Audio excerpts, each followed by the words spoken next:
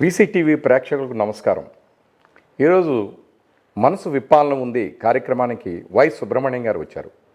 ఆయన మంచి సంగీత ప్రియులు, కల్చరల్ ప్రోగ్రామ్స్ ఎన్నో కార్యక్రమాలు చేశారు. ఆయన పాటలు ఒక ప్రత్యేకంగా ఉంటాయి. ఆయన బ్యాంకర్ ఉద్యోగి అయినా సంగీతం మీద ఉన్న అభిమానంతో ఎన్నో కార్యక్రమాలు చేయడం జరిగింది. ఆయన్ని కొన్ని విషయాలు అడిగి మనం తెలుసుకుందాం. నమస్కారం అండి సుబ్రహ్మణ్యం గారు. నమస్కారం అండి ఓంకార్ గారు. సుబ్రహ్మణ్యం గారు, మీరు యాక్చువల్గా మొట్టమొదటగా పాట మీద అభిమానం ఎప్పుడు పుట్టింది, పాడాలని కోరిక ఎలా పుట్టింది, అలాగే మీరు ఎక్కడ మీ స్కూల్ స్టడీస్ ఎక్కడ ప్రారంభమైనాయండి? నేను 1956 డిసెంబర్లో భీమవరంలో పుట్టడం జరిగింది. అప్పటి నుంచి కూడా ఎక్కువ భాగం వెస్ట్ గోదావరిలోనే నా విద్యాభ్యాసం అవన్నీ కూడా సాగినాయి. ఏలూరులో ఆల్మోస్ట్ ఒక 10 సంవత్సరాల విద్య మొత్తం complete 8th class to post graduation విద్య అంతా అక్కడే కంప్లీట్ చేయడం జరిగింది. ఆ సమయంలోనే ఏలూరులో ఈ సినిమా నన్ను బాగా ఆకర్షించింది. ఆల్మోస్ట్ రిలీజ్ అయిన ప్రతి cinema first day morning show చూడడం అనేది ఒక వ్యాపకంగా మారిపోయింది. అలాగని చదువుని నిర్లక్ష్యం చేయడం అలాంటివి ఏమీ జరగలేదు. బట్ ప్రతి సినిమా కంపల్సరీగా ఫస్ట్ డే మార్నింగ్ షో చూసి తీరాల్సిందే. అంతే, అది బ్లాక్లో మీరు టికెట్ కొనైనా సరే చూడాల్సిందే, అది ఎంత ఖర్చు అయినా సరే, ఎలాగైనా సరే ఆ సినిమా చూడాలి. ఇంకా అప్పుడప్పుడు గేట్ కీపర్కి వాడికి ఏవో ఒక రూపాయో అప్పట్లో అదే ఎక్కువ డబ్బులు ఇచ్చి గేటు దగ్గరే నుంచుని సినిమా చూసిన రోజులు కూడా ఉన్నాయి. Very good. ఆ రకంగా ఈ సినిమాలంటే ఒక రకమైన అభిమానం. అండ్ ఒక్కొక్క సినిమా కనీసం 5-6 సార్లు చూడడం. సో ఇలా చేయడం వల్ల ఆ మ్యూజిక్ మీద, ఆ సినిమా పాటలు దాని మీద నాకు ఇంట్రెస్ట్ బాగా విపరీతంగా పెరిగిపోయి ఆల్మోస్ట్ ఆ పాటలన్నీ బైహార్ట్ వచ్చేసినంత అంత బాగా సినిమాలు చూడడం జరిగింది. అంటే మీరు ఎక్కువగా ఈ సినిమా చూడడానికి వెళ్ళేవారా, ఈ పాటలు ఎక్కువగా లైక్ చేసి పాటలు వినడానికి వెళ్ళేవారా? రెండు.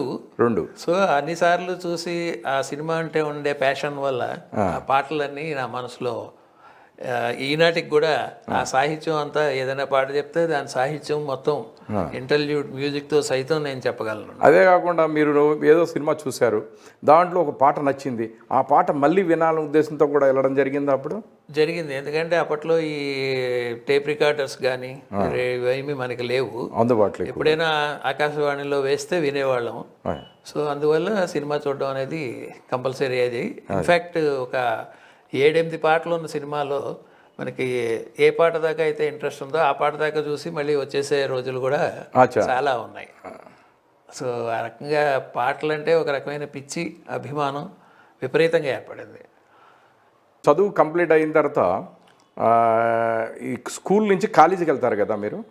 సో కాలేజీలో ఎక్కడ చేశారు మీరు? కాలేజీ అంతా కూడా ఏలూరు సిఆర్ రెడ్డి కళాశాలలో. భీమవరం తర్వాత మళ్ళీ ఏలూరుకి వచ్చారు. ఏలూరు ఎడ్యుకేషన్ అంతా ఆల్మోస్ట్ ఏలూరే.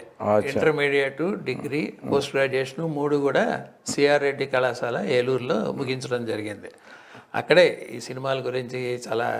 అండ్ ప్రతిరోజు ఈవినింగ్ అక్కడ ఒక పార్క్ ఉండేది. ఆ పార్క్ దగ్గర మిత్రులందరం కలిసి ఆ చూసిన సినిమాలోని పాటలు కానీ, మ్యూజిక్ కానీ, లేకపోతే వేరే సంఘటనలు కానీ ఇవన్నీ మేము చర్చించుకోవడం, అలాగే రాబోయే చిత్రాలు వాటికి కూడా మనకి పోస్టర్ వేసేవారు. పోస్టర్స్ని అక్కడ సింగిల్ షీట్ పోస్టర్ వేశారు అని చెప్పి సైకిల్ వేసుకుని వెళ్ళి ఆ పోస్టర్ చూసి వచ్చేవాళ్ళు. అంత పిచ్చి ఉండేది సినిమాలంటే. అది ఎవరున్నారు ఆ స్టార్స్ పోస్టర్స్ ఎవరున్నారు, హీరోస్ ఎవరు, హీరోయిన్ ఎవరు? నా అభిమాన హీరో అంటే హీరో కృష్ణ గారు. కృష్ణ గారి సినిమాలు అయితే ఇంకో 2 సార్లు ఎక్కువ చూసేవాళ్ళం. అలా అని ఎవరిని వదిలేవాళ్ళం కాదు. కృష్ణ గారి సినిమాలు అభిమానం కొద్దీ చూసేవాళ్ళం, వేరే వాటిలో తప్పులు వెతకడానికి చూసేవాళ్ళం, మొత్తమే చూసేవాళ్ళం అన్ని సినిమాలు. అంటే విమర్శించడం కూడా వెళ్ళేవారు అనమాట అప్పుడు. అయితే మీరు మొట్టమొదటిగా స్కూల్లో కానీ కాలేజీలో కానీ నాటకాలు ఏమైనా వేసారా? లేదు, నాటకాలు అనేది నేను బ్యాంకులో జాయిన్ అయిన ఆల్మోస్ట్ అదే సంవత్సరంలో స్టార్ట్ చేయడం జరిగింది. మొట్టమొదటిగా మీరు ఎప్పుడు పాడడం జరిగింది? నాకు పాటలు పాడడం కన్నా పాటలు నాకు బాగా తెలుసు. సో ఆ పాటలు ఎవరైనా బాగా పాడితే, because I'm not a singer basically, ఆ పాటలు ఎవరైనా చాలా బాగా పాడితే విని ఆనందించడం అనేది తెలుసు. అలాగే నేను పాడడం అనేది ఇట్స్ ఓన్లీ, నేను సింగర్ని కాదు, బట్ అందరిలాగే బాత్రూమ్ సింగింగ్ చేస్తుండేవారు. సింగింగ్ లాగా ఈ రిటైర్ అయిన తర్వాత కొంచెం ఇంట్రెస్ట్ పెరిగి కొద్దిగా డెవలప్ చేసుకోవడానికి ప్రయత్నిస్తున్నాను. ఈ మధ్య కాలంలోనే మీరు ఈ మధ్య కాలంలో 2016లో రిటైర్ అయ్యాను. అప్పటి నుంచి కూడా ఈ పాటలు. మీరు ఎప్పుడు జాయిన్ అయ్యారండి? 1980 ఏప్రిల్లో జాయిన్ అయ్యాను. అండ్ అప్పటి నుంచి 2016 డిసెంబర్లో రిటైర్ అయ్యాను. 36 ఏళ్ల సర్వీసు, పూర్తి సర్వీస్ చేసి రిటైర్ అయ్యాను. మరి ఇంత సినిమాల మీద ఇంత అభిమానం, ఇంత ఇది ఉంది కదా మీకు, విమర్శించే మరి కాలేజీలో ఎవరినైనా ప్రేమించారా మీరు? లేదండి, అప్పుడంతా ప్రేమించడానికి దానికి నో టైం. ఎందుకంటే ఒక టైం లేదని ప్రేమించలేదా, లేదంటే మీరు ప్రేమించలేదా? దీంట్లోకి ఎప్పుడు వెళ్ళలేదు. ఎందుకంటే ఒకవైపు అంతా ఈ సినిమాల గురించి టైం వెచ్చించడం, ఇంకోవైపు చదువు ఉంది. సో ఈ రెండూ కూడా సమన్యాయం చేయాలి కదా అని ప్రేమించడానికి దానికి ఏమి. సుబ్రహ్మణ్యం గారు, మీరు వృత్తిరీత్యా మీరు బ్యాంకులో ఉద్యోగస్తులు కదా. సో మీ బ్యాంకులో మీ తోటి ఉద్యోగులతో మీరు ఏ విధంగా ఎట్లా ఉండేది? మీ యొక్క లైఫ్ ఏ విధంగా పోయింది మీ బ్యాంకు ఉద్యోగం లైఫ్లో? అదంతా నేను బాగా ఎంజాయ్ చేశాను నా బ్యాంకింగ్ కెరియర్ని. ఎందుకంటే నేను ఆల్వేస్ జోవియల్గా ఉంటాను. సో ఆటోమేటిక్గా ఒక ఫ్రెండ్ సర్కిల్ అని ఉంటుంది. సో వాళ్ళందరూ కూడా నేను వేసే జోక్స్కి వాటికి ఆల్మోస్ట్ ఎదురు చూడడం, నవ్వడం. అంటే because of my jovial nature వాళ్ళు నాకు ఎక్కువగా సన్నిహితులు అవ్వడం జరిగింది. అంటే కామెడీ ఎక్కువ లైక్ చేస్తారనమాట? చాలా ఎక్కువ లైక్ చేస్తాను. జోక్స్ అన్నీ బాగా, అంటే జోక్స్ అంటే మరి మీ కమెడియన్ ఎవరు మీకు ఎక్కువగా సినిమాల్లో? పాతకాలం రేలంగి, అంటే కామెడీ ఎవరు చేసినా కూడా నాకు చాలా ఇష్టం. అది. సుబ్రహ్మణ్యం గారు చెప్పండి. అలాగే మీరు చదువుకున్న రోజుల్లో, ఉద్యోగం చేస్తున్నప్పుడు మరి మీ హాబీస్ ఎక్కువగా దేని మీద ఎక్కువగా ఉండేవి మీకు? నాకు టూరింగ్ అంటే ఎక్కువ ఇంట్రెస్ట్. సో నేను ఉద్యోగంలో ఉన్నప్పుడల్లా ఆల్మోస్ట్ ఇయర్లీ వన్స్ మొత్తం భారతదేశం అంతా కూడా ఆమూలాగ్రం తిరిగి రావడం జరిగింది. అలాగే నాకు క్యారమ్స్ అంటే చాలా ఇష్టం. క్యారమ్స్ ఆట. దాంట్లో మరి ఏమైనా పోటీల్లో ఏమైనా పాల్గొన్నారా ఎప్పుడైనా? అది మా బ్యాంకుకి రిప్రజెంటెడ్. మా ఇంటర్ బ్యాంక్ క్యారమ్స్ ఇలాంటి టోర్నమెంట్స్ జరిగినప్పుడు మా బ్యాంక్ తరఫున నేను రిప్రజెంట్ చేసేవాడిని. అది స్టేట్కి, అప్పట్లో కంబైన్డ్ స్టేటు. సో ఆ కంబైన్డ్ స్టేట్లో ఉన్న బ్యాంక్స్, అన్ని బ్యాంక్స్కి ఒక టోర్నమెంట్ జరిగేది. అందులో నేను మా బ్యాంక్ నుంచి రిప్రజెంట్ చేయడమే కాకుండా టోర్నమెంట్ కూడా గెలుచుకునేవాడిని. మీరే కోఆర్డినేటర్గా ఉండేవారు? కోఆర్డినేటరు. అసలు క్యారమ్స్ అంటే కూడా చాలా పిచ్చి. రోజుకి ఒక 8 hours దాకా ఆడేవాళ్ళం క్యారమ్స్, అంటే ప్రాక్టీస్కి. సో ఈ క్యారమ్స్ అనేది నా జీవితంలో భాగం, మ్యూజిక్ లాగే. సో ఇప్పటికీ కూడా అది నేను కంటిన్యూ చేస్తున్నాను, ఈవెన్ ఆఫ్టర్ రిటైర్మెంట్. సో దాంట్లోనే ఎక్కువ మీకు రిలాక్స్ దొరుకుతుంది? క్యారమ్స్ అండ్ మ్యూజిక్, ఈ రెండే. సో మ్యూజిక్ అంటున్నారు, ఇప్పుడు మ్యూజిక్ కూడా మీరు బాగా లైక్ చేస్తారు, వింటారు, బాగా పాటలు అంటే ఇష్టం. మరి ఈ సంగీతం పట్ల అభిమానంతో ఈ పాటల గురించి మీరు ఆఫ్టర్ రిటైర్మెంట్ స్టార్ట్ చేశానన్నారు కదా, ఈ ఆఫ్టర్ రిటైర్మెంట్ ఈ మ్యూజిక్ గురించి ఏమైనా కసరత్తు ఏమైనా చేస్తున్నారా? మ్యూజిక్ని ప్రోత్సహించడం కోసం నేను ఒక సాంస్కృతిక సంస్థని స్థాపించడం జరిగింది. దాని పేరు బృందావనం. సో నేను పాటలు పాడలేకపోయినా మంచి పాటలు ఆడియన్స్కి వినిపించాలి మంచి సింగర్స్ చేత అనే దృక్పథంతో బృందావనం అనే సంస్థను స్టార్ట్ చేసి దాని ద్వారా దాదాపు 50 ప్రోగ్రాములు చేయడం జరిగింది. ఎక్కడ చేశారండి? హైదరాబాద్లో చేశారా, లేకపోతే తెలుగు రాష్ట్రాల్లో ఎక్కడైనా చేశారా? హైదరాబాద్. ఓన్లీ హైదరాబాద్లో చేశారు. అది కూడా మన త్యాగరాజు గాన సభ, అందులోనే చేయడం జరిగింది. అండ్ 2 ఏళ్ల కాలంలోనే ఒక ప్రశంసనీయమైన స్థానాన్ని పొందింది బృందావనం. సో బృందావనం ప్రోగ్రాం అనగానే అక్కడ త్యాగరాజ గాన సభ అంతా నిండిపోయేది. అంటే ఆడియన్స్ బృందావనం అనే కార్యక్రమం బ్యానర్ చేస్తుందంటే వెంటనే మీ ఆడియన్స్ మీకు వచ్చేసారు, ఫ్యాన్స్ వచ్చేవాళ్ళు. వాళ్ళు ఏ డేట్ ఉందో చూసుకుని ఆ డేటు మోస్ట్లీ డైరైజ్ చేసుకుని వచ్చేవాళ్ళేమో. చాలా మంది ఫుల్ సక్సెస్ఫుల్ కార్యక్రమాలు చేశారు. సక్సెస్ఫుల్ కార్యక్రమాలు మొత్తం అన్నీ కూడా సక్సెస్ఫుల్ కార్యక్రమం. సో ఎక్కువగా ఏ పాటలు, ఎట్లాంటి పాటలు మీరు ఎక్కువ లైక్ చేస్తారు? ఎక్కువ పాత పాటలే. పాత పాటలే ఎక్కువ పాత పాటలు, మెలోడీస్. అచ్చా, ఎక్కువ బాలు ఘంటసాల గారివి, బాలు గారివి, పివి శ్రీనివాస్ గారివి. ఇవన్నీ కూడా 1980 ముందర వచ్చిన పాటలు ఎక్కువగా. ఆ తర్వాత వచ్చినవి వాటిలో వేటూరి సుందరరామూర్తి గారి పాటలు, ఇలాగా హై మెలోడీ ఉన్న పాటలు అంటే నాకు చాలా ఇష్టం. అందులో మీకు ఎక్కువగా ఏ గాయకుడు పాటలు, బాలు గారివా, ఘంటసాల గారా, పిబి శ్రీనివాస్ ఇలా ఉంటాయి కదా, మీరు ఎవరి పాటలు బాగా లైక్ చేసేవారు? ఘంటసాల, బాలసుబ్రహ్మణ్యం ఎక్కువగా లైక్ చేసేది. అంటే ఈ ఘంటసాల గారు మహానుభావుడు, చాలా గొప్పవాడు. సో ఆయన్ని, అలాగే ఎస్పి బాలసుబ్రహ్మణ్యం గారు, ఆయనకున్నంత డైవర్సిటీ నాకు తెలిసి ఇంకే సింగర్కి ఉండదు. కరెక్ట్ అండి, ఆయన మహానుభావుడు, కారణ జన్ముడు ఆయన. ఘంటసాల గారు జన్మధన్యుడు. మనకి పద్యం అనేది తెలుగు వారికే సొంతం. అలాంటి పద్యానికి ప్రాణం పోసింది ఘంటసాల గారే. ఆ పద్యం వింటే మనకి మనసు పులకరించిపోతుంది. సో అలాంటి పద్యంకి ఇంకా మరి ఎవరు పాడినా మనకి అంత ఇంపుగా అనిపించదు. ఘంటసాల గారి పద్యాలు పాత సినిమాల్లో పాటలు వింటుంటే అద్భుతంగా, చాలా అద్భుతం. సో అది మీ నోట ద్వారా, ఇలాగే పలు సింగర్స్ ద్వారా నేను విన్నాను. అసలు ప్రతి ఒక్కరూ ఆ పద్యాలు లైక్ చేసేవాళ్ళు చాలా.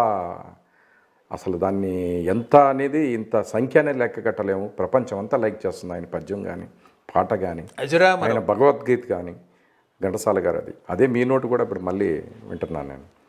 సో సుబ్రహ్మణ్యం గారు, ఈ పాటలు ఇన్ని పాడుతున్నారు, ఇన్ని పాడిస్తున్నారు, ఇంత చేస్తున్నారు. మరి మీరు కూడా కొన్ని పాటలు పాడారని విన్నాను నేను. మరి మీకు నచ్చిన పాట, ఓ పాట పాడండి, మరి ప్రేక్షకులు వింటారు. దీక్ష సినిమా నుంచి ఎస్పి బాలసుబ్రహ్మణ్యం గారు తన తొలి రోజుల్లో పాడిన పాట. మెరిసే మేఘమాలిక, ఉరుములు చాలు చాలిక, చెలితో మాటలాడని, వలపే పాట పాడని, వలపే పాట పాడని, మెరిసే మేఘమాలిక, ఉరుములు చాలు చాలిక. బాగా పాడారండి సుబ్రహ్మణ్యం గారు. Thank you. అంటే పాట అనేది అందరూ బాలుగారు, అందరూ ఘంటసాలలాగా పాడడం అంటే కష్టమే. కానీ పాట పాడడానికి ప్రయత్నంలో ఒక భాగంగా కొందరు బాగా పాడతారు, కొందరు మోస్తరుగా పాడతారు, రకరకాల పాడు. కానీ పాడేవాళ్ళని ప్రోత్సహించాలి మన ఆడియన్స్గా, మన పని అది. కాబట్టి ఎక్సలెంట్ అండి, మంచి పాట మీరు పాడారు. సో ఇంకా హిందీలో కూడా మీరు ఏమైనా పాడతారా? లేదండి, హిందీ నాకు అసలు లేదు. మీరు తెలుగే నాలాగే, మీరు only Hindi, old Hindi songs వింటాను. నాకు బేసిక్గా హిందీ రాదు, అందుకని హిందీ పాటలు బాగానే. నాలాగే నేను కూడా ఒక తెలుగు పిచాచిని, తెలుగు పాటలు వింటుంటాను. సో మీరు కూడా అదే కోవకు చెందినవారు అనుకుంటా. సుబ్రహ్మణ్యం గారు పాట పాడారు, సంగీత అభిమానులు మీరు. అలాగే ఆ సంగీత అభిమానంతో ఇప్పుడు అందరినీ తోటి సింగర్స్ని ప్రోత్సహిస్తూ వాళ్ళకు కూడా అవకాశం కల్పిస్తూ ముందుకెళ్తున్నారు. అలాగే మీ కాలేజీలో వీటిల్లో నాటక రంగంలో కూడా మీ అనుభవాలు కొద్దిగా చెప్తారా? బ్యాంకులో చేరిన తర్వాత నేను నాటకాలంటే కూడా నాకు చాలా ఇష్టం. బ్యాంకులో చేరాక దాన్ని డెవలప్ చేసుకునే అవకాశం వచ్చింది. స్టేట్ బ్యాంక్ ఆఫ్ ఇండియా, దాంట్లో పర్టికులర్గా స్టేట్ బ్యాంక్ ఆఫ్ ఇండియాలో ఈ నాటకాలని ప్రోత్సహించే ఎక్కువ మంది కళాకారులు ఉండడం జరిగింది. మన కోటా శ్రీనివాసరావు గారు, ఆయన కూడా మన స్టేట్ బ్యాంక్ ఆఫ్ ఇండియా నుంచే. సో 1980 నుంచి కూడా నేను నాటకాల మీద ఇంట్రెస్ట్తో బ్యాంకులో వేసే సంవత్సరానికి ఒకసారి బ్యాంకులో నాటకాలు వేస్తూ ఉంటారు, పోటీలు జరుగుతూ ఉంటాయి. మొత్తం అన్నిట్లోనూ నేను ఎయిదర్ నాటకాలు వేయడం అంటే పాత్రలు ధరించడం కానీ, లేదా ఆర్గనైజ్ చేయడం కానీ, లేదా వాళ్ళకి రిహార్సల్స్ అప్పుడు వాళ్ళకి కావాల్సిన సపోర్ట్ ఇవ్వడం కానీ, ఇదంతా కంపల్సరీగా చేసేవాడిని. నటించిన పాత్రలు అవి వాటి మీద ఇంట్రెస్ట్ కన్నా నాకు వాటిల్లో పాల్గొనడం చాలా ఇష్టం. ఆ నాటకాలు రిహార్సల్స్లో పాల్గొనడం, నిర్వహణలో పాల్గొనడం అలాగే ప్రతి నాటకంలోనూ ఏదో ఒక చిన్న వేషం వేసేవాడిని. సో ఆ రకంగా దాదాపు ఒక 15 ఏళ్ల పాటు అది కొనసాగింది. దాంతోపాటు సైమల్టేనియస్గా మా క్యారమ్స్ కూడా కొనసాగుతూ ఉండడంతో ఇంకా తర్వాత నేను క్యారమ్స్ మీద ఎక్కువ దృష్టి పెట్టాను. ఏది వచ్చినా మీరు క్యారమ్స్ అంటున్నారు. క్యారమ్స్ అంటే నాకు ప్రాణం.